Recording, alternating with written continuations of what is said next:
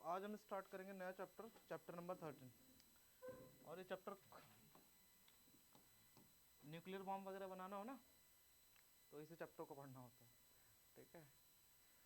पता है ना तुम्हें न्यूक्लियर बॉम्ब वगैरह, हाइड्रोजन बॉम्ब है, सुना है, एटम बॉम्ब, स्कूल को उड़ाने के लिए, ठीक है। तो इस चैप्टर को थोड़ा सही से पढ़ लेना, ठीक है। तुमको ये नहीं बताएंगे कौन सा केमिकल यूज करोगे तो बम बनेगा, उसके पीछे की फिजिक्स पता चलेगी कि कितनी एनर्जी निकलती है जब एक एटम टूटता है, तब एक एटम का न्यूक्लियस टूटता है तो कितनी एनर्जी बनती है, ये हम जानेंगे। और केमिकल वगैरह किससे कैसे बम बनाया जाता है वो तो तुम पता ही कर लोगे कहीं ना कहीं से, ठीक है। Chat GPT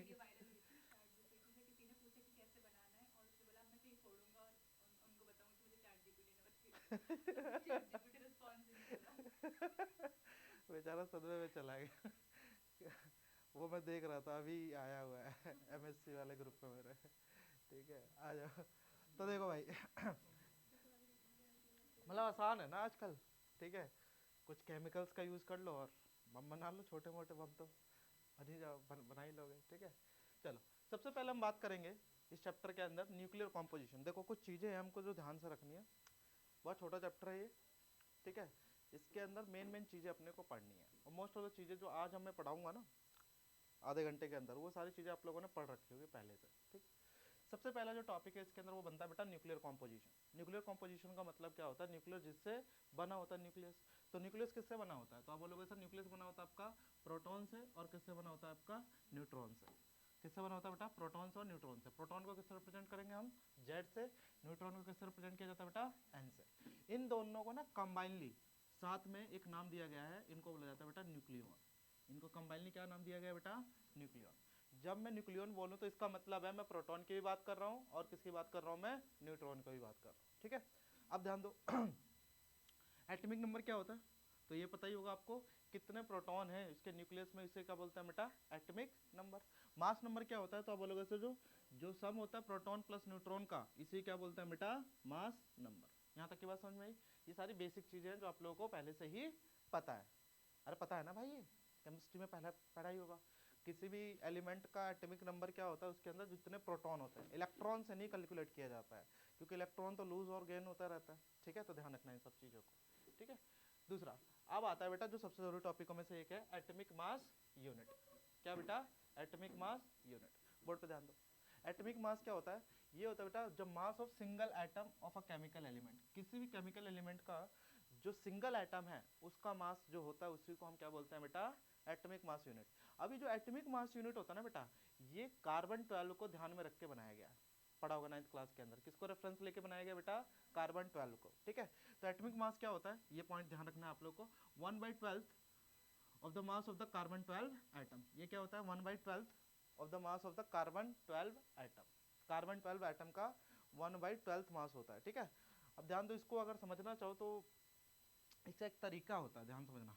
12 gram of carbon 12 atom किसके इक्वल होगा पता है, एन के इक्वल होगा, एवोगैड्रो नंबर। किसके इक्वल होता है बेटा, एवोगैड्रो नंबर। तो एक का जब निकालेंगे ना बेटा, तो एक के निकालने के लिए क्या करेंगे, इसको जो 12 है, 12 इंटू 12 ग्राम है ना, तो 12 इंटू 10⁻³ ठीक है। और इधर क्या हो जाएंगे आपके एटम। तो इसको जब सॉल्व किया जाता है तो क्या हो जाता है, 12 इंटू 10⁻³ और एन की वैल्यू आप लोगों को पता है, इससे डिवाइड कर दोगे ना तो आपके पास 1 mu की वैल्यू आती है इसको सॉल्व करने के बाद, ठीक है। इसको सॉल्व करोगे तो 1 mu की वैल्यू आती है। तो 12 इंटू में 10⁻³ इधर क्या रहता है आपका 6.022 इंटू 10 प्लस 23 और ये क्या हो जाएगा आपका 1 mu। जब इसको सॉल्व करते हो तो आपके पास 1 mu या 1 u की वैल्यू जो आती है वो कितनी आती है, 1.660539 इंटू 10⁻27 kg। इसी को सॉल्व करते हो तो ये आता है आपके पास, इसी को सॉल्व करने के आसपास ये आता है 1.66 इंटू 1.660539 इंटू 10⁻27 kg। ये आपको याद रखना है, बाकी चीज याद ना रखो, आपको एक चीज याद रखना है कि जो 1 mu की वैल्यू है वो कितनी तो है बेटा, 1.66 इंटू 10⁻27 kg, ठीक है।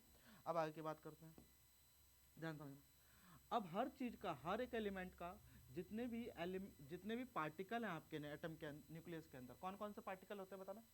3 फंडामेंटल पार्टिकल होते हैं एटम के, कौन कौन से? तो आप बोलोगे सर एक होता है आपके पास प्रोटॉन, दूसरा क्या होता है आपका न्यूट्रॉन, और जो तीसरा होता है वो क्या होता है आपका इलेक्ट्रॉन। अब इन तीनों का मास ना आपको एमयू पता होना चाहिए। किसमें पता होना चाहिए? एमयू के अंदर, ठीक है। ये तो एक एमयू की वैल्यू है। एक एमयू की वैल्यू कितनी होती है बेटा? 1.66 इंटू 10 की पावर -27 kg। अच्छा एक चीज़ और बता दूं पहले ही, इस चैप्टर के अंदर भर के कैलकुलेशन है, ठीक ठाक कैलकुलेशन है। आप इसको अप्रोक्सीमेट लेके मत करना, इस चैप्टर के अंदर एग्जैक्ट मल्टीप्लिकेशन करना पड़ेगा सबसे, ठीक है। अगर आप लोगों ने कहीं सोचा 2 डिजिट ले लेता हूँ बाकी को छोड़ देता हूँ, आंसर गलत आएगा, ठीक है। ये सारी कैलकुलेशन पावर में होगी बहुत ज़्यादा, ठीक है। इसलिए इसके अंदर छोटे छोटे नंबर का मल्टीप्लिकेशन करना होता है, ये ध्यान रखें आप लोग, ठीक है। तो एक एमयू की वैल्यू कितनी होती है? 1.660539 इंटू 10 की पावर -27 kg। ये एक एमयू की वैल्यू है। या तो एमयू बोल लो इसी को, या फिर इसे क्या बोलते हैं हम लोग? यू बोलते हैं, ठीक है। ये पता होना चाहिए। अब देखो कुछ इंपॉर्टेंट पॉइंट है, इनको ध्यान समझना है। जैसे कि मास ऑफ प्रोटॉन आपसे पूछा जाए, तो मास ऑफ प्रोटॉन होता है बेटा 1.00727 एमयू। कितना होता है बेटा? एमयू। ये एमयू वैल्यू है 1.00727, ये एमयू होता है। और एक एमयू की वैल्यू कितनी होती है? अभी निकाला आप लोगों ने 1.6605 इस तरीके से इंटू 10 की पावर -27। तो इसको जब सॉल्व करते हो ना, तो आपके पास कितनी वैल्यू आती है इसकी? 1.67261 इंटू 10 की पावर -27 kg। ये किसकी वैल्यू होती है? मास ऑफ प्रोटॉन की। आप लोगों को कुछ चीजें हैं ध्यान रखना है, देखो इधर। उसी तरीके से जो मास ऑफ न्यूट्रॉन होता है, इसका एमयू वैल्यू कितना होता है? ये सब आपको पेपर में गिवन होगा, तो याद करने की जरूरत नहीं है, पेपर में गिवन होगा, ठीक है। क्वेश्चन में गिवन होता है 1.00866, ठीक है। ये एमयू की वैल्यू होगी। एक एमयू के अंदर कितने होते हैं भाई मास?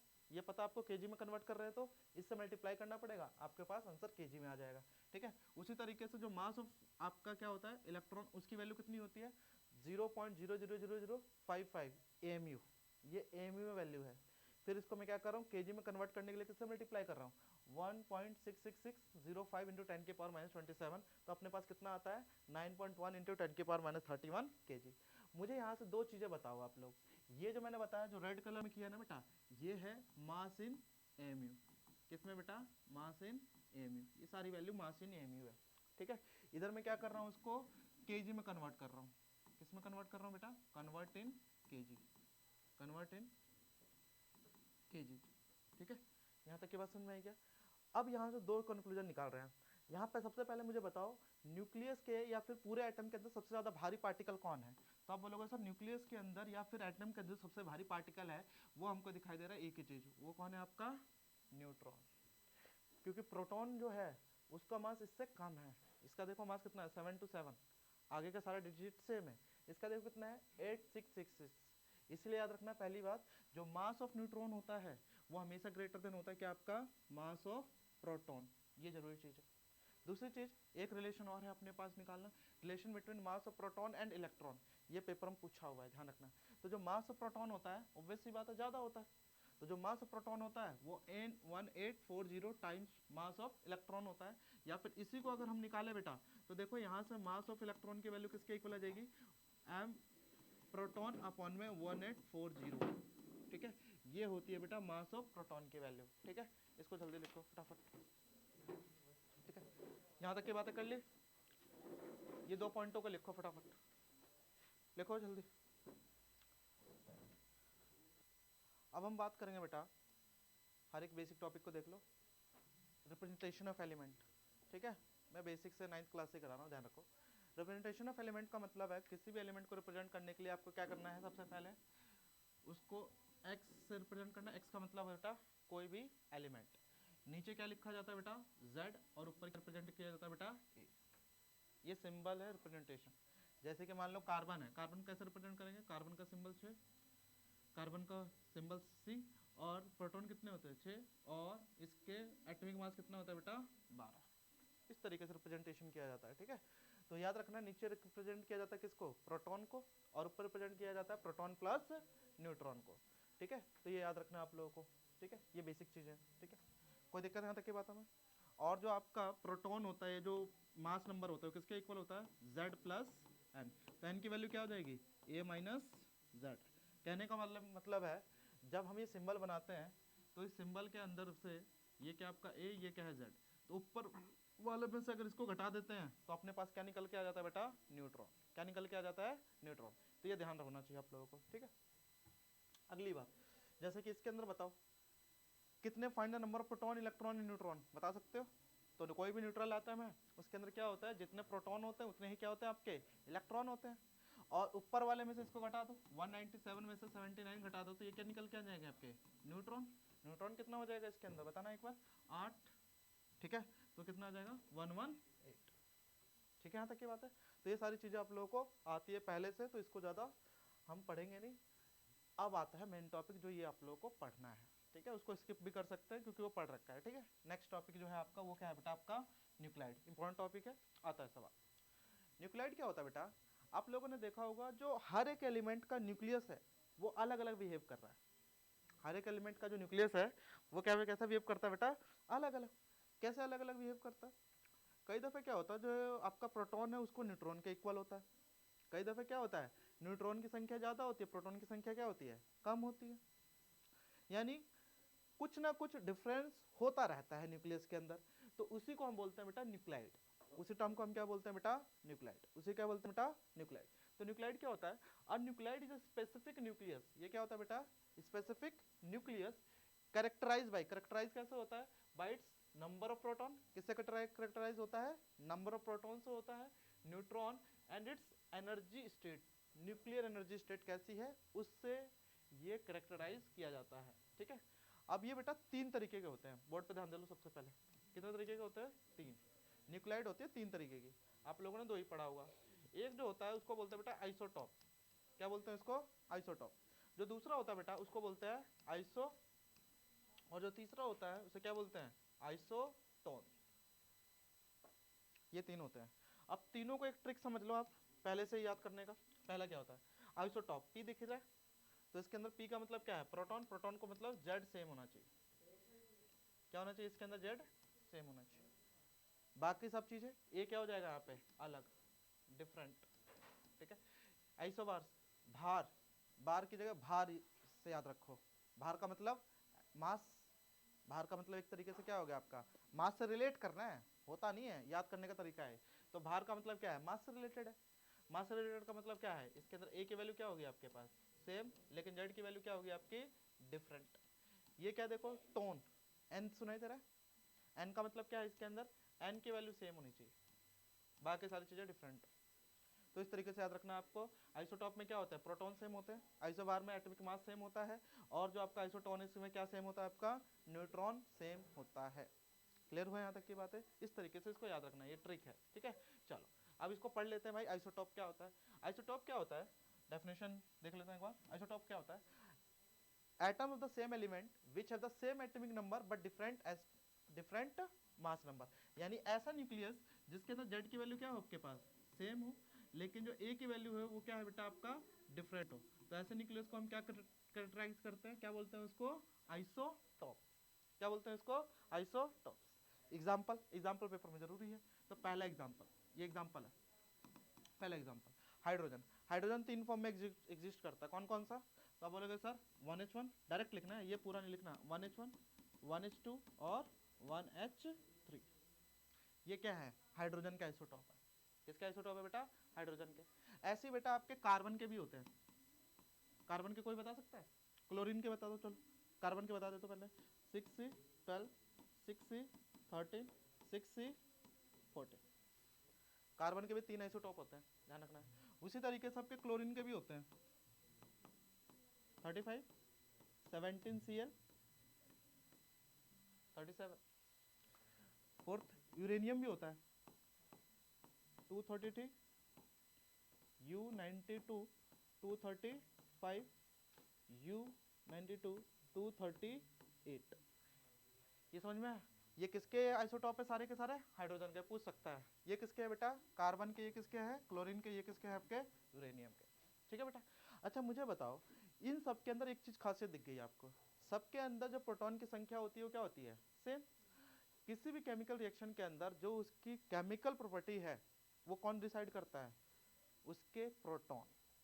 कौन डिसाइड करता है, उसके प्रोटॉन।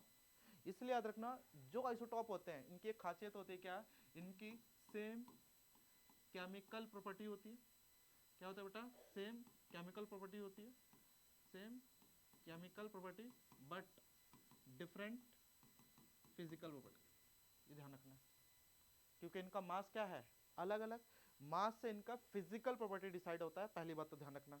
और प्रोटॉन से इनकी केमिकल प्रॉपर्टी डिसाइड होती है। ठीक है, लिख लो इसको फटाफट, फिर आगे बढ़ते हैं, जल्दी लिखो।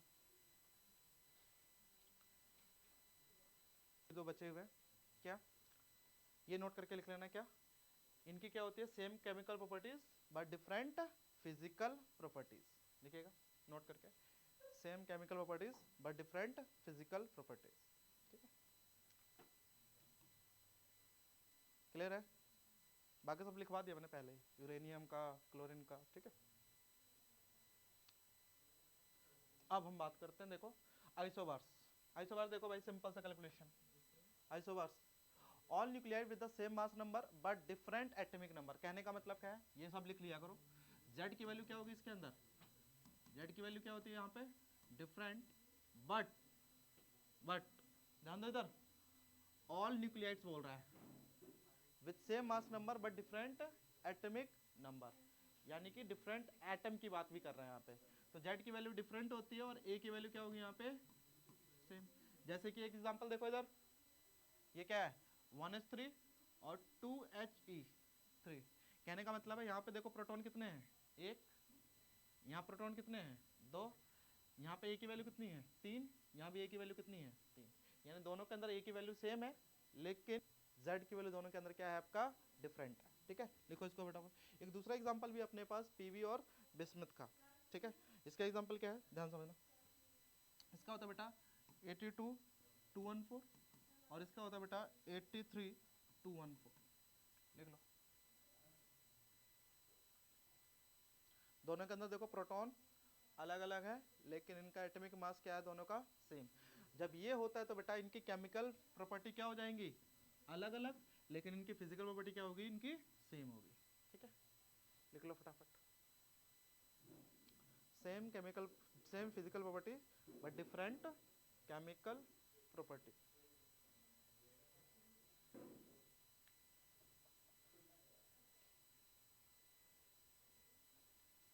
अगला आइसोटोन।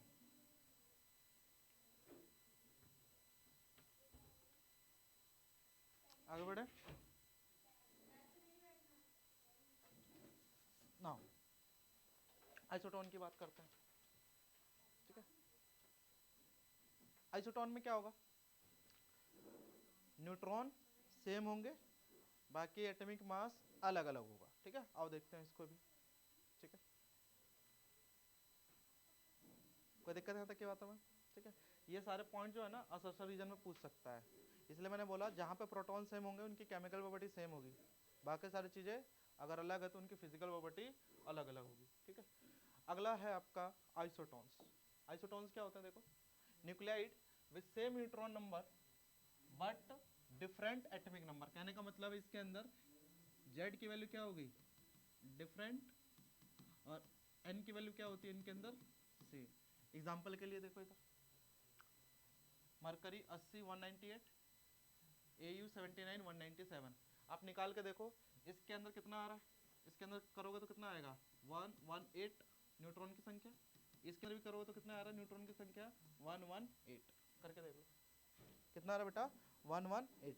एक और एग्जांपल है क्रिप्टन और रिविडियम का, इसका कितना होता है बेटा 36 86, इसका कितना होता है बेटा 37 87। तो इसके अंदर देखो जो न्यूट्रॉन है वो कितने हैं 50, इसमें भी न्यूट्रॉन कितने हैं बेटा आपके पास 50। देखो ये समझ में आया क्या, कैलकुलेट कर लोगे, अरे ऊपर वाले में से इसको घटा दो आ जाएगा आपके पास। ठीक है, लिख लो इसको फटाफट। तो इनका क्या होता है, note different chemical properties and physical properties, दोनों चीजें यहाँ पे क्या होंगी, डिफरेंट होगी, different chemical properties and physical properties. ठीक है, लिख लो जल्दी लिखो, न्यूक्लाइड खत्म हो गया। देखो भाई अगला टॉपिक है आपका कैलकुलेशन ऑफ एवरेज वेट। जब हमको डिफरेंट डिफरेंट आइसोटॉप्स मिलते हैं ना, देखो इधर डिफरेंट डिफरेंट आइसोटॉप मिलते हैं, उनका नेचर के अंदर जो ऑकरेंस है वो भी क्या होता है, अलग अलग परसेंटेज में होता है। तो ओवरऑल हमें निकालना होता है उसका एवरेज वेट। तो एवरेज वेट कैसे निकालते हैं, ठीक है। तो the weighted average of the mass of the different isotope is taken as the atomic mass of the element, ठीक है। और एवरेज वेट को क्या लिया जाता है, उसका एटॉमिक मास लिया जाता है। जैसे कि एग्जांपल के लिए करते हैं, देखो इधर एग्जांपल के लिए देखो बोर्ड पर, मान लीजिए हमारे पास है, कैलकुलेट करते हैं एटॉमिक मास ऑफ क्लोरीन। देखो एटॉमिक मास ऑफ क्लोरीन निकालने के लिए ना सबसे पहले हम इसको आइसोटॉप्स को देखते हैं। तो एक आइसोटॉप आपको पता है 17Cl35 है, ये पता है इसका एटॉमिक मास कितना है 34.98 U, और इसका जो अबंडेंस है वो कितना होता है बेटा, नेचर के अंदर कितना पाया जाता है 75.4%। दूसरा आपके पास 70Cl37, इसका एटॉमिक मास कितना होता है 36.98, एंड इसका जो अबंडेंस है अर्थ के अंदर वो कितना है बेटा 24.6%। तो इसका एवरेज निकालते हैं हम, क्या निकालते हैं इसका एवरेज। तो जब एवरेज निकालते हैं ना, एवरेज मास एटॉमिक मास, तो एवरेज एटॉमिक मास निकालने का तरीका क्या है कि जितना इसका परसेंटेज है और जितना इसका मास है उसको मल्टीप्लाई कर दो और डिवाइड कर दो टोटल परसेंटेज से, ठीक है। तो देखो क्या है, इन दोनों को मल्टीप्लाई कर दो, फिर ऐड कर दो इन दोनों का मल्टीप्लिकेशन और डिवाइड कर दो, इन दोनों को जब जोड़ोगे तो कितना आएगा 100%। इसको सॉल्व करोगे तो आपके पास कितना आ जाएगा 35.47 U, और इसी को आप लोग अप्रोक्सीमेट में क्या लेके चलते हो 35.5 AMU, ये लेके चलते हो ना 35.5 AMU, ठीक है। तो इस तरीके से निकाला जाता है किसी भी एलिमेंट का जो डिफरेंट डिफरेंट आइसोटॉप पाए जाते हैं उनका एवरेज वेट, ठीक है।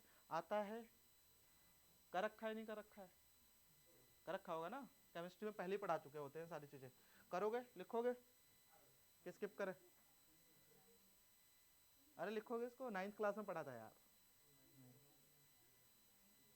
करना है, अब पूछ सकता है, कर लेना।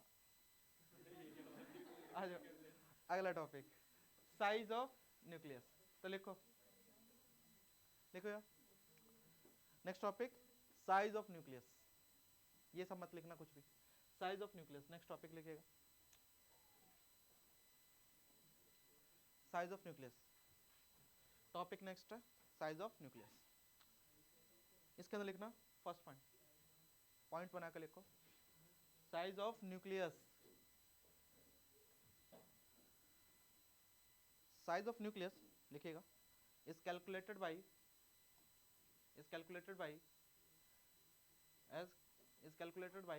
the help of distance of closest approach,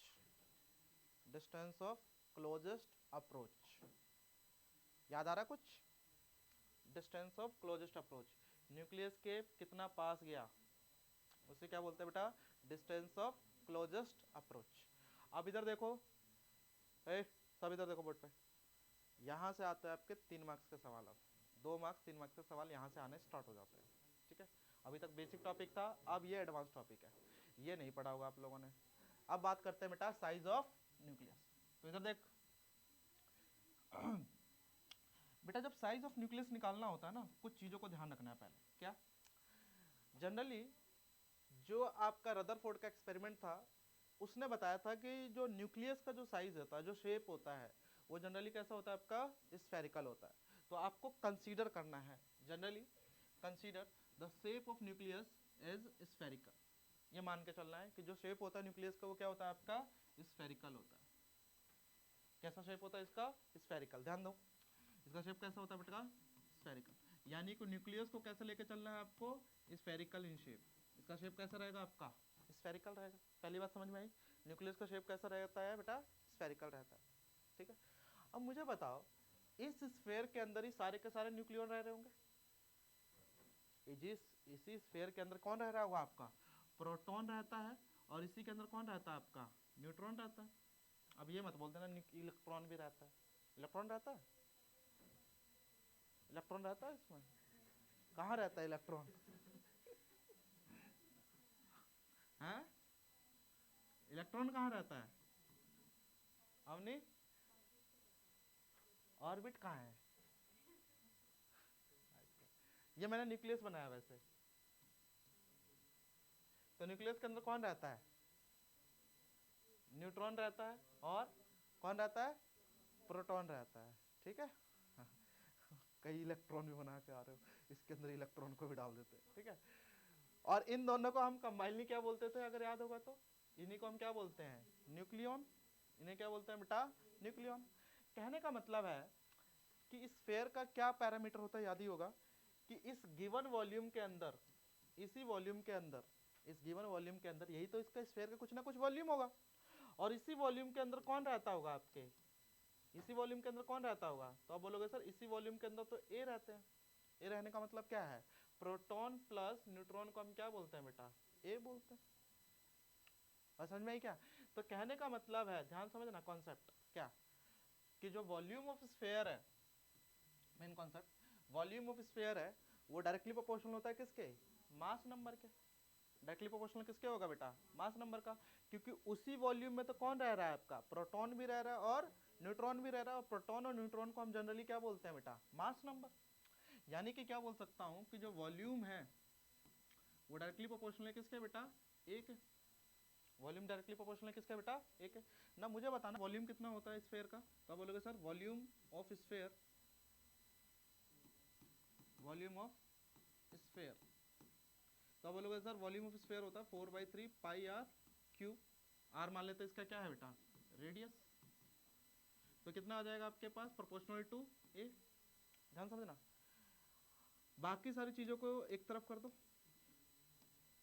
constant ही है। 4/3 पाई क्या है? एक तरीके से कांस्टेंट ही है ना? नहीं है? कांस्टेंट को हम हटा सकते हैं। तो R3 किसके प्रोपोर्शनल हो गया आपके? एक है। R3 किसके प्रोपोर्शनल हो गया? एक है। कहने का मतलब है कि R3 को मैं कैसे लिख सकता हूं? a की पावर 1/3। R को मैं कैसे लिख सकता हूं? a की पावर 1/3। अब जैसे ही मैं प्रोपोर्शनलिटी कांस्टेंट हटाता हूं, जैसे ही प्रोपोर्शनलिटी कांस्टेंट हटता है, अपने पास एक नया टर्म आता है। और वो टर्म क्या आता है आपका? ध्यान रखना है, वो टर्म आता है आपका R0 a की पावर 1/3। ये जो बेटा R होता है ना, R0, इसकी वैल्यू होती है आपके पास, ध्यान रखना है, इसकी वैल्यू होती है R0 की 1.2 फर्मी। और एक फर्मी के अंदर होता है बेटा 10 की पावर -15 मीटर। तो याद रखना, जो किसी भी एटम का न्यूक्लियस का साइज पूछे तो न्यूक्लियस का साइज का फॉर्मूला क्या होता है? R = R0 a की पावर 1/3। लिख लो फटाफट, खत्म हो गया। ये नीचे का लिखने की जरूरत तो नहीं है, यहाँ तक लिख लो, डायग्राम बना लेना। अगली चीज, ठीक है, यहाँ तक की बात है। अब नेक्स्ट टॉपिक देखो, क्लियर है यहाँ तक की बात है सारा? अब अपने पास आता है बेटा न्यूक्लियर डेंसिटी। फिर इसके बाद सारे क्वेश्चन करेंगे हम, ठीक है? हाँ भाई देखो इधर, न्यूक्लियर डेंसिटी की बात करते हैं, बोर्ड पे ध्यान दो। तो न्यूक्लियर डेंसिटी क्या होता है? तो आप बोलोगे सर ये कुछ ना कुछ इसका वॉल्यूम था, वॉल्यूम ऑफ न्यूक्लियस, है ना? और इसी वॉल्यूम के अंदर कौन रह रहा था आपका? न्यूक्लियन रह रहे थे, ए रह रहा था, ठीक है? और इन न्यूक्लियन का कुछ ना कुछ क्या होगा बेटा? मास होगा, है ना बेटा? Mass of nucleon. और डेंसिटी क्या होता है आप लोगों को पता ही होगा, it is equal to the mass of nuclear to the volume of the nucleus. Mass upon volume कर दोगे तो आपके पास क्या निकल जाएगा आपको? डेंसिटी।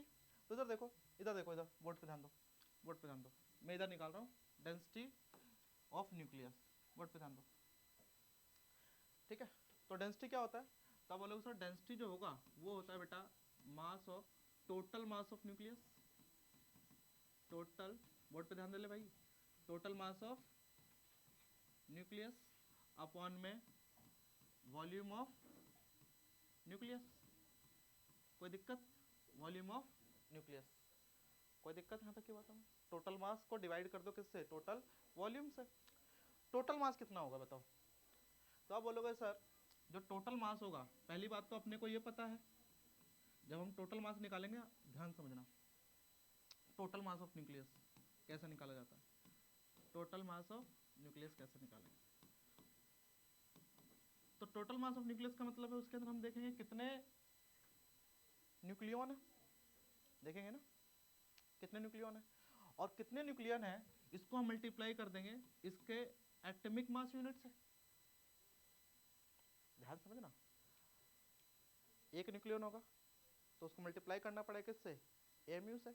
10 होंगे तो 10 न्यूक्लियन इनटू में उनका मास एमयू में कैलकुलेट करना पड़ेगा। यानी कि ये क्या होता है बेटा, ध्यान रखना है, ये होगा बेटा टोटल न्यूक्लियन, और ये क्या होगा बेटा, मास ऑफ वन न्यूक्लियन। और मास ऑफ वन न्यूक्लियन पता है ना आप लोगों को, एक न्यूक्लियन का मास से आप 100 को मल्टीप्लाई कर दो तो 100 का टोटल मास आ जाएगा, 10 को मल्टीप्लाई कर दो तो 10 का आ जाएगा। यानी कि m इंटू ए करने से आपके पास क्या मिल जाएगा, total mass of the nucleus मिल जाएगा। क्या मिल जाएगा आपको, total mass of the nucleus. तो वही लिखते हैं, देखो तो डेंसिटी कैसे निकालेंगे सर, देखो बोर्ड पे तो आप बोलोगे सर ये आ जाएगा अपने पास m इंटू ए, जहाँ m का मतलब क्या है, मास ऑफ वन न्यूक्लियन, और a का मतलब क्या है, टोटल न्यूक्लियन। वॉल्यूम कितना होगा, तो आप बोलोगे सर 4/3 पाई आर क्यूब, है ना, कोई दिक्कत है तक की बात में। अब अपने को पता है पिछले फॉर्मूले से क्या होगा, देखो इधर बोर्ड पे, तो आप बोलोगे सर ये ऊपर को चला जाएगा, ये क्या मिल जाएगा 3ma अपॉन में क्या हो जाएगा 4 पाई, आर की वैल्यू कितनी होती है, आर नॉट ए की पावर 1/3 अप की पावर क्यूब। ये समझ में आया क्या, मैंने क्या किया, रेडियस की वैल्यू यही है, अभी निकाल के लेके आए अपन, ये होता है रेडियस की वैल्यू, कोई दिक्कत नहीं तक की बात है। अब इसको सॉल्व करो, जब सॉल्व करोगे तो क्या मिलेगा आपके पास, डेंसिटी इक्वल टू, देखो तो आप बोलोगे सर 3ma अपॉन में क्या मिल जाएगा अपने पास 4 पाई, ये क्या मिल जाएगा आपको आर नोट का क्यूब इनटू में क्या हो जाएगा ए,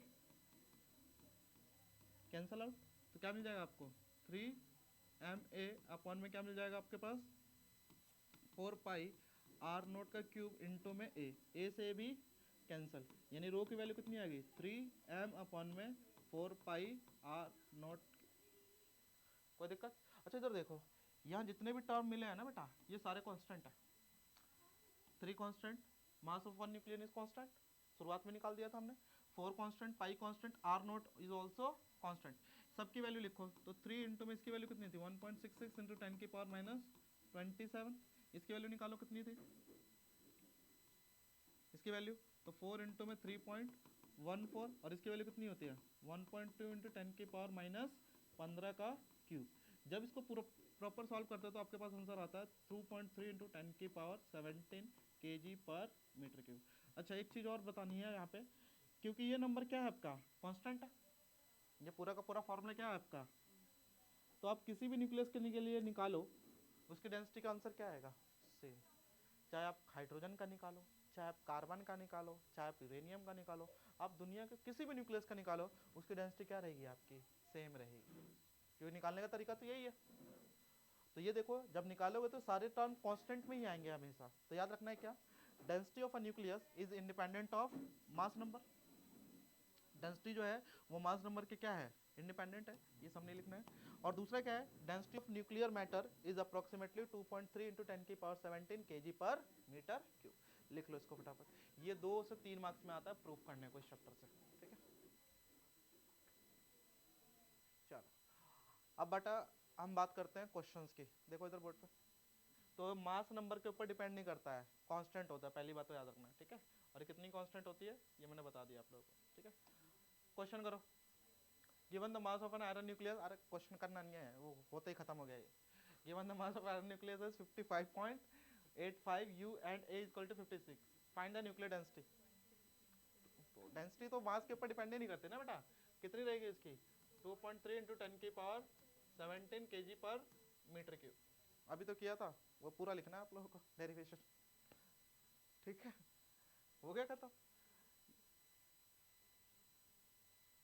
खत्म, ठीक है। ये करो question, find the radius of an element, मैं अब करवा रहा हूँ, अब तुम लोग लिखना बंद करो, अब आगे की चीज़ों को मैं स्टार्ट कर रहा हूँ।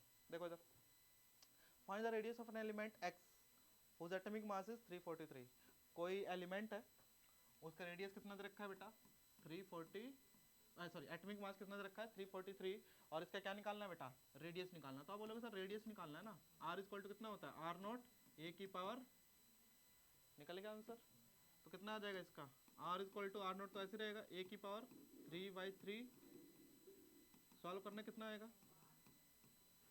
भाई, क्यूब रूट निकालो,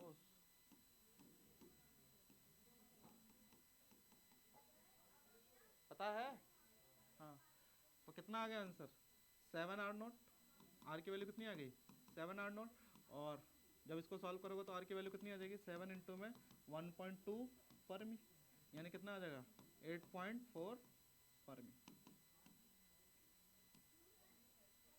ठीक है, यहाँ तक की बात है, क्लियर हुआ। एक ये क्वेश्चन आने के चांस है, इसके आने के चांसेस मोस्ट इम्पोर्टेंट है। क्वेश्चन नंबर 5वां, गिवन 20, एक एलिमेंट x दे रखा है, इसकी पावर कितनी है 27, एक एलिमेंट y है, इधर देख भाई, इसकी पावर कितनी है 64, ठीक है, एटॉमिक मास इतना दे रखा है। Then find the ratio of rx और ry, कैसे निकालेंगे, ये रेशियो वाले क्वेश्चन आते हैं बेटा, इंपॉर्टेंट क्वेश्चन है। तो देखो भाई rx का निकालो ना, rx कैसे निकालोगे, r0 कितना आ जाएगा 27 की पावर, निकल जाएगा। अरे फॉर्मूला पता है ना आप लोगों को, क्या होता है r equal to r0 a की पावर 1/3, और ऊपर जो दे रखा होता है ये क्या होता है आपका a होता है, ठीक है। y का निकालो, क्या हो जाएगा ry इक्वल टू r0, बताओ इसका 64 की पावर, इसको सॉल्व करो कितना आएगा पता 3r0, इसको सॉल्व करो कितना आएगा, नहीं आया समझ में, 3 बाहर आ जाएगा 4 बाहर आ जाएगा, तो रेशियो तो निकालना है, rx अपॉन ry का रेशियो कितना आ जाएगा, तो आप बोलोगे सर 3r0 अपॉन में 4r0, सॉल्व करो कितना आ जाएगा 3:4, यानी कि rx बाई ry की वैल्यू कितनी आ गई 3/4। नहीं आया समझ। एक और क्वेश्चन है, अगला टॉपिक आ जाएगा, एक और क्वेश्चन करवा देता हूँ इस पे। देखो कोई एलिमेंट x है, इसका मास दे रखा है 125, एंड दूसरा एलिमेंट है आपका y, इसका मास दे रखा है 216, फाइंड द रेशियो, बताओ इसको rx,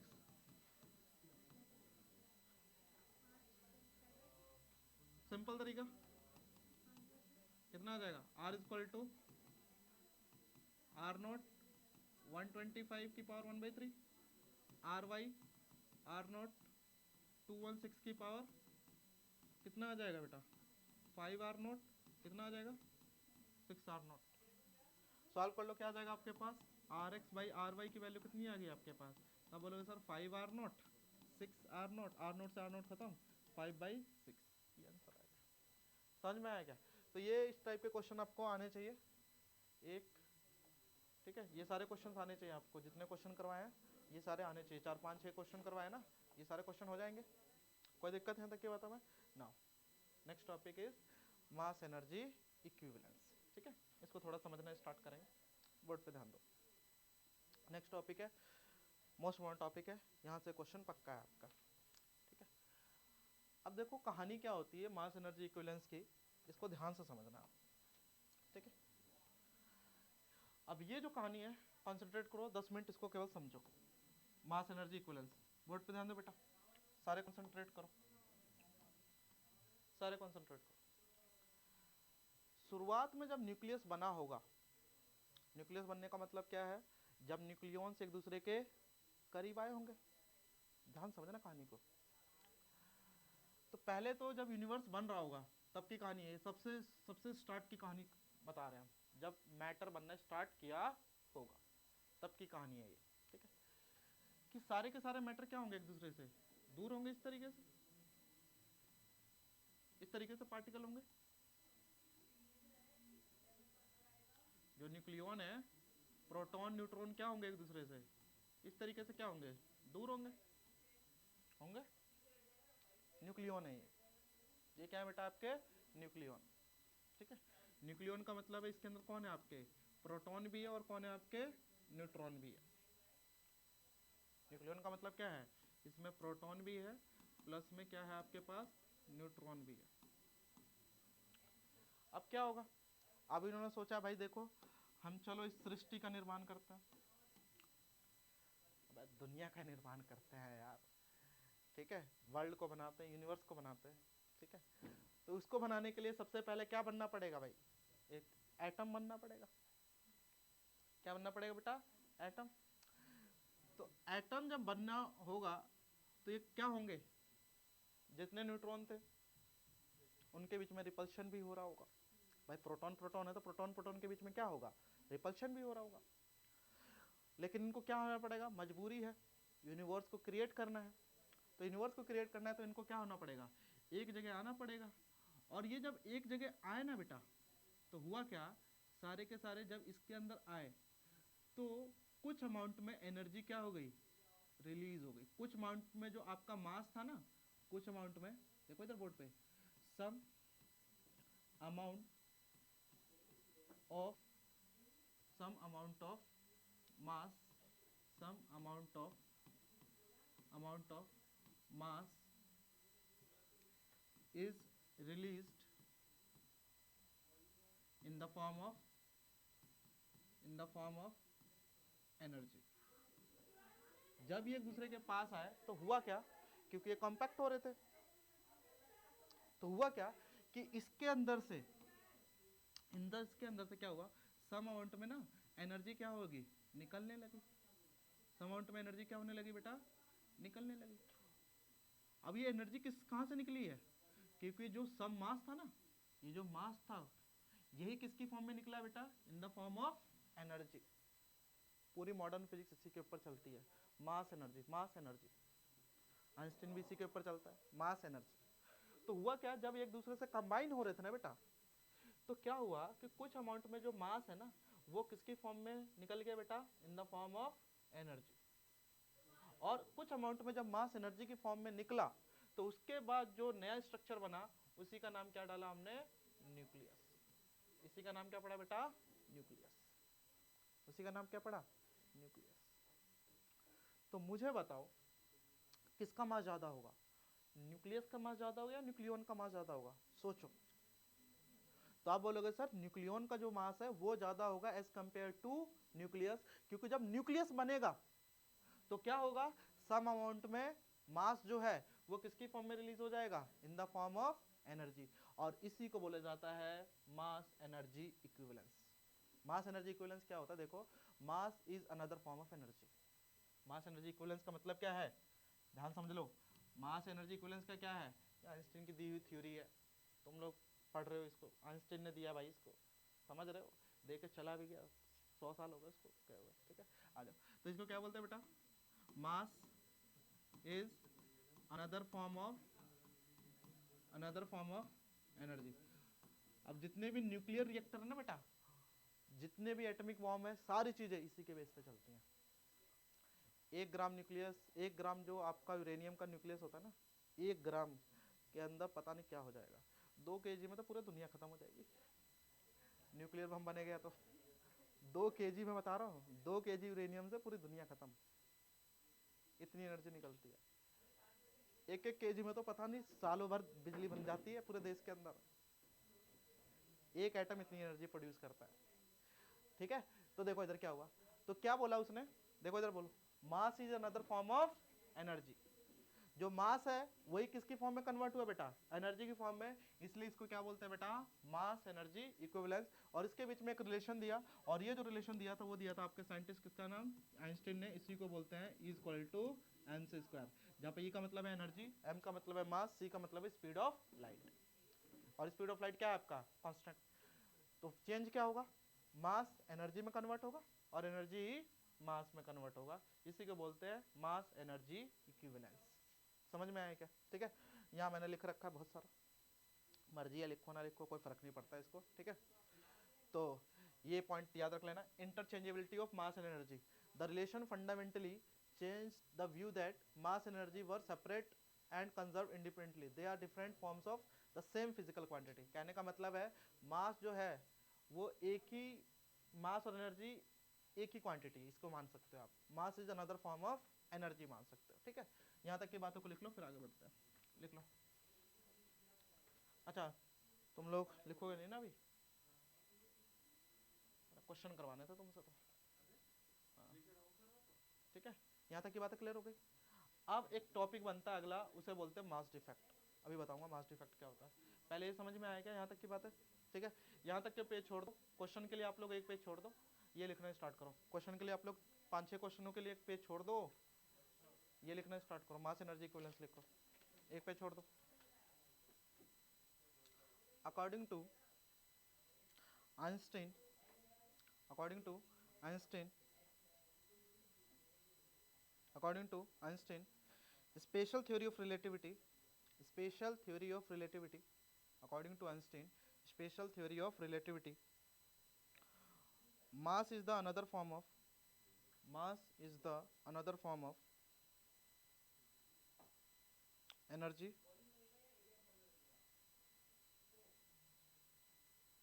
another form of energy, and and one can convert, and one can convert, and one can convert mass into energy, one can convert mass into energy, one can convert mass into energy, and vice versa, and vice versa, and vice versa, and vice versa, ठीक है। और नीचे लिख लेना E equal to कितना होता है भाई फॉर्मूला, MC स्क्वायर, ठीक है, खत्म। अगला टॉपिक मास डिफेक्ट, बोर्ड पे ध्यान दो। हाँ भाई इंपॉर्टेंट टॉपिक है, इसी को निकालने में सारी मेहनत करने वाले हो आप तुम लोग। जो कैलकुलेशन है ना अभी तक बच रहे थे, कहाँ बच रहे, मॉडर्न फिजिक्स पूरी कैलकुलेशन के ऊपर टिकी हुई है ना। मास डिफेक्ट क्या होता है इसको बड़े ध्यान समझना। देखो इधर मास डिफेक्ट, देखो सिंपल समझ लो। इधर देखो ये क्या था अपने पास बेटा बोर्ड पे, ये क्या थे आपके पास न्यूक्लियॉन्स, हाँ भाई ये क्या था आपके पास न्यूक्लियॉन्स,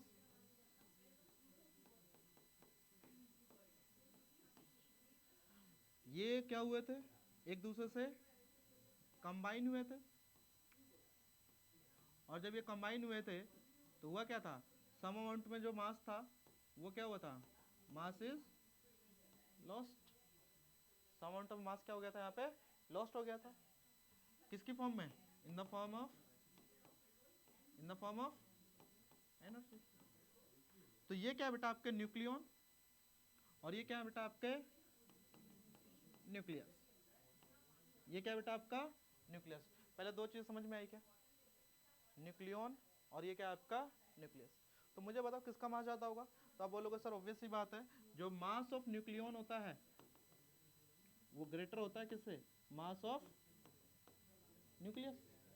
तो इधर देखो इन दोनों के बीच में जो मास का डिफरेंस है, ध्यान देना, इन दोनों के बीच में जो मास का डिफरेंस है उसी को बोलते हैं बेटा मास डिफेक्ट। इसे क्या बोलते हैं बेटा, मास डिफेक्ट। मास डिफेक्ट क्या होता है पता चला, मास डिफेक्ट क्या होता है, the difference between mass of nucleon to the mass of nucleus is called mass defect. तो यही definition, the actual mass of the atomic nucleus is always less than the mass of proton and neutron present in the nucleus. When a nucleus is formed, energy is released. This energy is removed in the form of reduction or in total mass.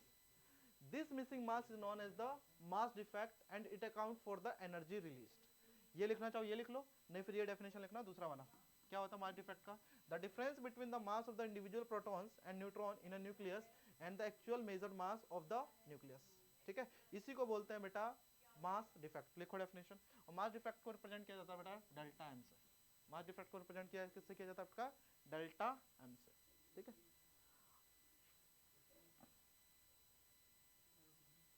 लिख लो mass defect important topic है।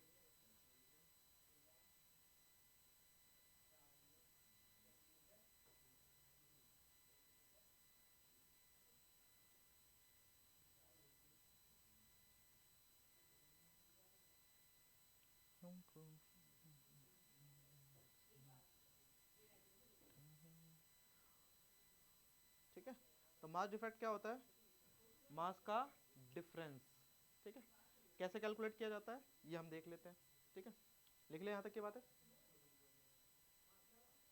तो difference between mass of individual proton and neutron in a nucleus and the actual measured mass of the nucleus, इन दोनों के बीच का जो difference होता है उसे क्या बोलते हैं बेटा, मास डिफेक्ट, ठीक। Done everyone. नाउ ये हो गया आपके पास डेल्टा एम, ठीक है। अब कैलकुलेशन कैसे करते हैं डेल्टा एम की, ध्यान समझना।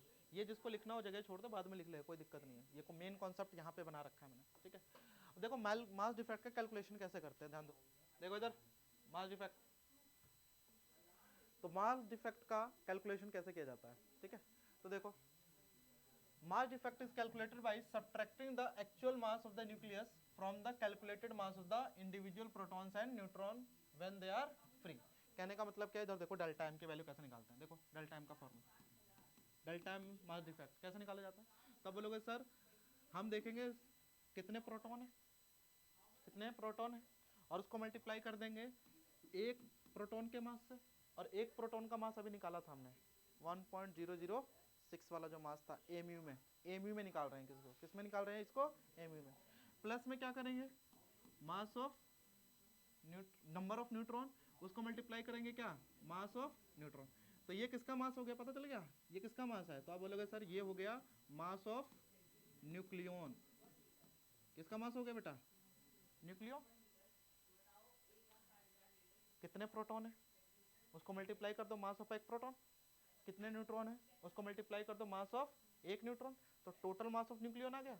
उसमें से माइनस कर दो किसको, टोटल मास ऑफ आपका न्यूक्लियस, इसका क्या नाम है बेटा, न्यूक्लियस का actual mass, actual mass of nucleus, actual mass of nucleus, ठीक है। लिख लो फॉर्मूला, ऐसा निकाला जाता है मास डिफेक्ट, ठीक है, लिख लो जल्दी। जेड एम पी प्लस में N M N minus M N, ऐसे याद नहीं रखोगे, कैलकुलेट कैसे करना है, मास ऑफ न्यूक्लियन में से किसको हटाना है, एक्चुअल मास ऑफ न्यूक्लियस, इस तरीके से दिमाग में रखो कॉन्सेप्ट को।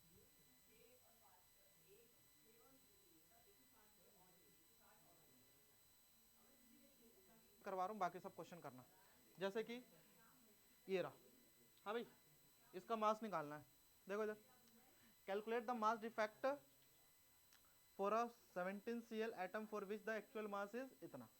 अब कैसे निकालेंगे देखो, अच्छा एक चीज आपको ध्यान रखनी है, मैंने क्या कर रखा है आपको, एम एन और एम पी की पहली वैल्यू पहले लिखवा रखी है, देख लो कॉपी में, देखो लिखवा रखे है मैंने, एम एन और एम पी की वैल्यू निकाल रखी है मैंने पहले ही, ठीक है। इसको कैसे करेंगे बता सकते हो, तो देखो इधर कैसे निकालेंगे इसका सॉल्यूशन। तब बोलोगे सर हम देखेंगे इसके अंदर प्रोटॉन कितने हैं, ठीक है। अच्छा क्लोरीन के अंदर कितने होते हैं पता है ना आपको, 70, तो कैसे निकालेंगे, देखो डेल्टा, तो सबसे पहले आप जेड तो कैलकुलेट करो, तो जेड कितना हो जाएगा 70, न्यूट्रॉन कितना हो जाएगा इसके अंदर 20, क्या निकाल लोगे आप, कैसे निकालेंगे, देखो इधर बोर्ड पे, देखो इधर डेल्टा एम निकालने का तरीका, जेड इंटू मास ऑफ एक प्रोटॉन निकाल रखा है, प्लस में क्या आएगा 20 इंटू मास ऑफ एक न्यूट्रॉन, माइनस एक्चुअल मास, और एक्चुअल मास कितना दे रखा है आपको पता है फॉर्मूले के अंदर, ये दे रखा है, ये जो भी दे रखा होता है ये एक्चुअल मास होता है न्यूक्लियस का। तो करो इसको सॉल्व, तो आपके पास आंसर आ जाएगा, इसको जब सॉल्व करोगे ना तो इनमें से मिलता जुलता आंसर आ जाएगा। समझ में आया क्या, करके दिखाओ फटाफट करो। आज के लिए इतना ही रखेंगे।